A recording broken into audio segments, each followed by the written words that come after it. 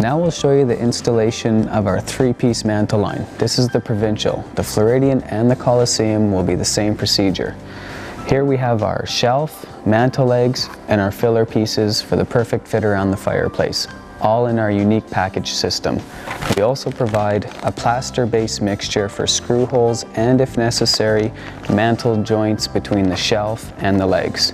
Let's get started with our filler pieces. Our standard series mantles are designed for a flush installed fireplace. They're Warnock-Hersey tested and approved as a non-combustible material. This will allow us to bring our filler pieces right to the edge of the firebox opening. Because this particular fireplace is less than 39 inches wide, we will not need to cut our filler pieces in length, but we will need to take the measurement for the height. We measure 33 inches. Now we're ready to go outside and complete our cut. We have just finished taking the measurements of our fireplace. In our situation, we only need to adjust for the height. In other situations, you may need to gain maximum width or height. To do so, you'll cut your filler pieces lengthwise. We prefer to use a grinder. Do not use a water saw. It may stain our product. Let's get started with that.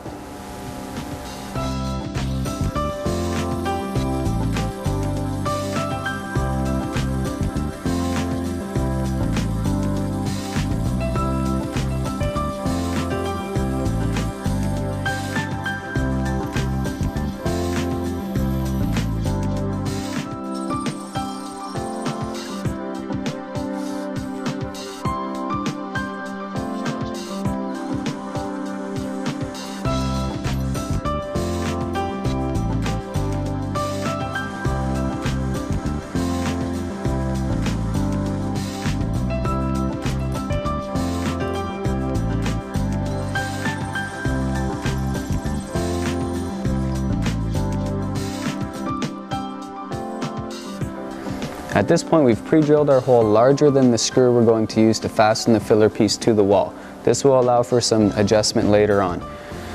Once that is complete, you can take some silicone and generously apply 3 mounds to the back of the filler piece. This will allow the filler piece to stay about 1/4 of an inch to 1/2 an inch off the wall. The reason we do that is that the fireplace is made with about a 1-inch return to accommodate an unflush mounted fireplace or any bows in the wall. We've gone ahead and put the filler piece on the wall and applied the screw. Now the screw is not tightened to the filler piece, and this will give us good adjustment for later on for a perfect fit. The other fillers are installed the same as the first. Complete the 2 sides and then finish with the top. At the top of the mantle leg is a recessed area. You're going to pre-drill a hole in that area to fasten the leg to the wall. If you do not have a sufficient backing plate there, you may add one. There is an area to do it.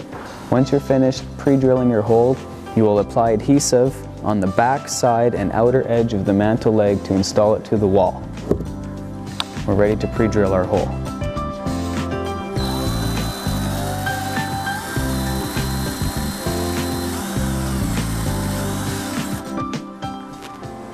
I've pre-marked my 48 inches between the mantle legs, and now I'm ready to fasten it to the wall.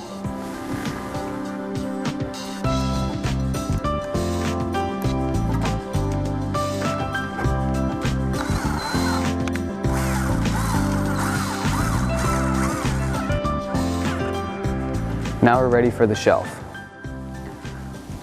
Now we're ready to install our shelf. We apply small dabs of adhesive low enough on the edge so that they don't squirt out between the mantle shelf and the wall.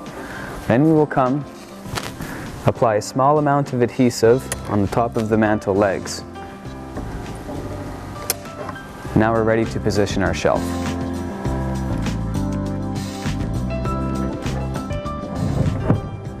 Once this is done, we can pre-drill our holes lined up with the studs in the wall with a countersink and screw the shelf into place. Then take the plaster mixture that we provide and fill in the holes that are left.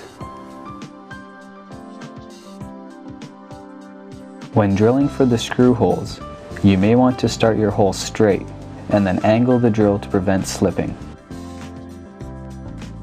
Once the hole is complete, use a larger bit to countersink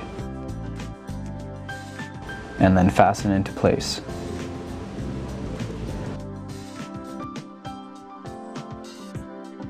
The plaster-based filler should be mixed with water to form a peanut butter-like consistency.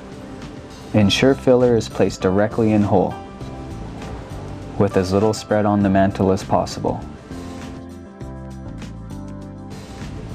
Remove any excess mixture.